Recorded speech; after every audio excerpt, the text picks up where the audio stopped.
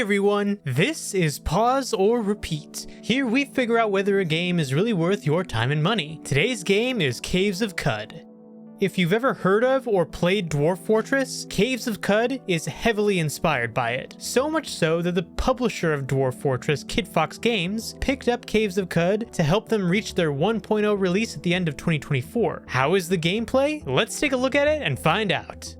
Caves of Qud is a top-down science fiction roguelike with a very distinct art style. Visually, it takes some getting used to, but after a short while, you're able to discern what is what. The gameplay loop actually follows much of what is established in Dungeons & Dragons. You'll spawn in with a character at your desired location, with a build that can either be handcrafted or randomized. After starting, you are tasked with exploring, chatting with NPCs, and completing quests, while also engaging in the combat. The game is meant to immerse the audience in the world by letting them discover things on their own, and much of the experience is about reading stats, quest logs, journal entries, and making the correct strategic moves in battle, as it is a turn-based system. While it may not be flashy like more modern games, its strength lies in the world building. So with that said, let's dive into the story.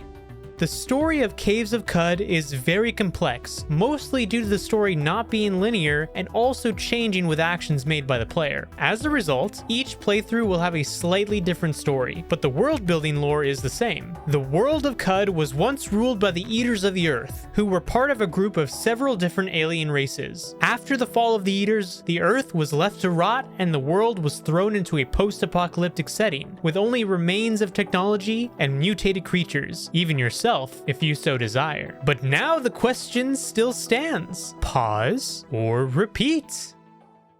What an intriguing looking game, right? But unfortunately, it kind of made my eyes bleed for a good minute until I understood what I was actually looking at, because you don't understand anything of what you're seeing until it actually tells you and you kind of get used to the environment. And it took me a minute, but once you get there, you know, it's a little easier on the eyes. It's not that bad. And, all the jokes aside, this is a very unique experience in 2025, because clearly the game's not really that modern looking nor really feeling. But is that a downside? What do you think, Chris? Yeah, well, just to kind of bring in some context around, the Caves of Qud, where the future is a little more retro than you expect and packed with more sentient plants than your grandma's garden, right? I mean, this is what happens when a roguelike, a sci-fi novel, and an acid trip get thrown into a blender and hit puree, all right? Is the planet dying? Is it being reborn? Who cares? Just grab your hypnotized goat and start adventuring. I think the best way to describe the graphics, kind of like what you were just talking about, clearly it's not very modernized, but have you ever seen Severance on Apple TV Plus, Henrik? I haven't, but I know it's a really good show. I have heard that. Well, the context of the show is, there's employees that get a brain implant that erases all memories of the outside world. And while they work in like a creepy basement, only to forget that their entire job in the first place was like the second they leave, they forget everything. I kind of imagine that's how the developers were like when they were developing this game. I mean, there must have been some restless developer that wakes up in a fluorescent lit basement, stares at a PC Commodore 64 looking monitor and just codes in radioactive crap, but with a shotgun. And then 8 hours later, he steps outside, he blinks at the sun, and then wonders why his pockets are full of notes about jungles strangling the life out of rusted skyscrapers, or the ice fortress of Ebol, or the crusty wastelands of Yawning Moon. I was like, what the hell is going on? Just as much as I'm sure the developers were wondering, what are we actually making in this game? Hey, at least you can give them the creativity and actually also giving the gamers themselves the ability to be creative as well. Because, I don't think it's just me and you, but all the people who've played this game to any large extent have had a very unique experience where, one run you'll be like a gunslinger doing akimbo style guns, and the next one you'll be like a robot dude with a little stinger, like a arachnid stinger. It's like, what's going on here? This is just so random. So many things like that are variables that are always changing every run. but it also at the same time keeps things interesting. I mean, everything's not going to be the same for everyone, and you're always going to have a new experience every time you turn on this game and try a new character. Yeah, I think you got a definitely really good point to that because you do play as a mutant from a salt splattered jungles of Qud, or you're a pure blooded survivor from one of the last ecodomes, and so you're armed with whatever your mutant heart desires, whether it's a rifle, whether it's a vibro blade, or a cat carrying a bomb, right, Henrik? I mean, Hmm. that's probably something that you shouldn't trust, but hey, that's what the Caves of Qud is there for you. I mean, you can explore a world that is so massive it makes your Steam backlog look manageable. The developers claim that it's nearly 1 million maps large, so all of it's being generated, so the game has basically no clue what's coming next. And so when I was reading that, and before even playing the game in the press release, I kept thinking to myself, Henrik, it's like as if Cheech and Chong were running the show in Squid Game, making up rules as they go and hoping nobody notices. Like maybe Cheech was smoking on that devil's lettuce, telling Chong, like, hey, Tommy, you see that wall in the way? No problem. Smash it with the pickaxe, or solve it with your corrosive gas mutation, or just turn it into lava with your joint and pretend that you're some kind of fire god. Or Like, just disintegrate everything around you with one click of a button, but you're then you won't be right. able to do anything for a minute. I was like so lost when I was like like playing this game, and it's like, and the monsters, they're not just set dressing. I mean, every creature is fully simulated, meaning they have skills, they have gears and allegiances, Hmm. which is really really cool. I mean, if you ever dreamed of psychologically controlling a spider and going on a web spinning snack hunting power trip, well, Caves of Qud says, hey, sure, why not? Whatever your figurative imagination can go, that's how you got to take it going into this kind of style of game. Yeah, and that is the key word actually is imagination, because you do have to have a pretty wild imagination to get the most out of this game, just like you would with a Dungeons and Dragons There campaign. you go. I think that's actually a very very good comparison. Exactly. There's Because a lot of inspiration from the same experience you get from a tabletop game like that, where yeah. you have a dungeon master and people playing, and the dungeon master's just kind of setting the stage, giving you this scenario, but everyone who's playing alongside the dungeon master has to also just imagine, okay, what can I do in this environment? And in that case, I mean, and also in this one, the sky is kind of the limit in some sense. well, Like you were especially when saying, you all can. these wacky scenarios, and I'm sure that Yeah. we have not even touched the surface Oh, of not the even iceberg. close. I mean, there's factions galores. You could think of apes, crabs, you could think of robots, even the highly entropic beings who probably want to eat your soul, but who knows? No pressure, right? When you jump into this game. But you want to Yeah. cozy up with the cave bear who leads a tech restoring cult?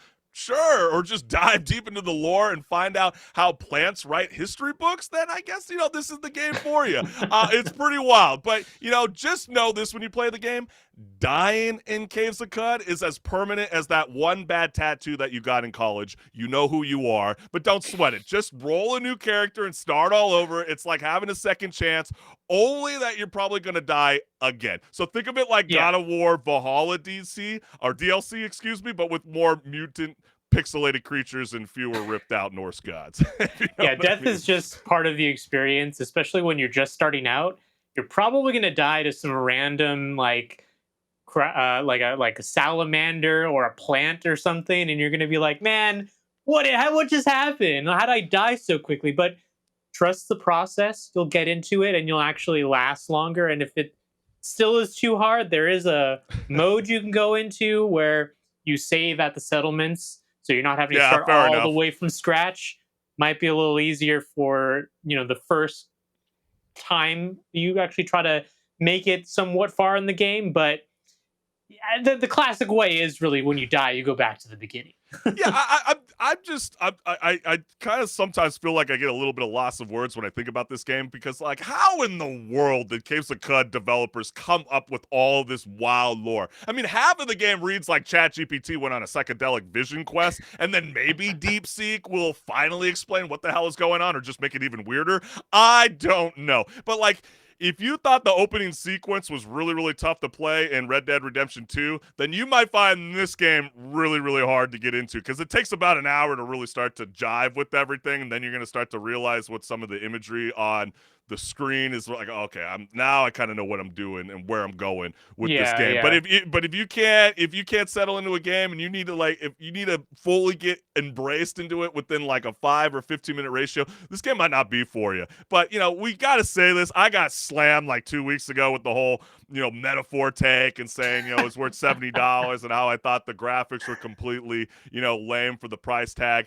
The same criticism has to come for this game as well. They want $30 for a game that looks like it's on the Commodore 64. So when I see this kind of stuff, I have a really hard time spending $30 on this game, and it's hard to convince others to want to play this as well. But what is unique about this game is it's not like, let's say, Uncharted, right, where you do have a linear story. There's a beginning, middle, and end. This game definitely feels like it's going somewhere when it comes to revolutionizing the game in storytelling when it comes to video games. So I think they're on to something because, again, like we've been saying, everybody's going to have a different story when you play this game. It's always going to be wonky and wacky and something new for everybody. Just read the hilarious Steam reviews. You will know what I'm talking about. But for me, I'm going to say this personally, it's a pause. I can't vibe with this game. I think I've long grown past these kind of style of graphics, and I can't get immersed as well. But then again, I'm curious on how you vibe with this game, HenricK. You are right, because this is the kind of game that you do have to be in the right mindset and mood to play, because, like you're saying, it's not gonna grab your attention within the first 5 to 15 minutes. That is you still doing the tutorial at that point, basically. Yeah.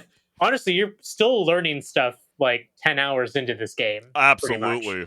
If not even longer than that. So if that doesn't sound like something that you could really get into, then I would totally understand why you would want to skip this game. And I'll be honest, myself, I actually don't really think that this is a repeat for me either, because it's gonna be one of those situations where if I look at this game and then another game like Ninja Gaiden just got remastered, Yeah, you got to be that running game straight looks to that really game. interesting to me. Yeah. Like that draws my attention. For Whereas a this remake. is like, maybe I don't want to go into the Caves of Qud again and try to do another Yeah. run, because what am I going to get out of it that I'm not going to get out of and more out of another game that is Right. maybe more flashy, but also just more entertaining for me personally.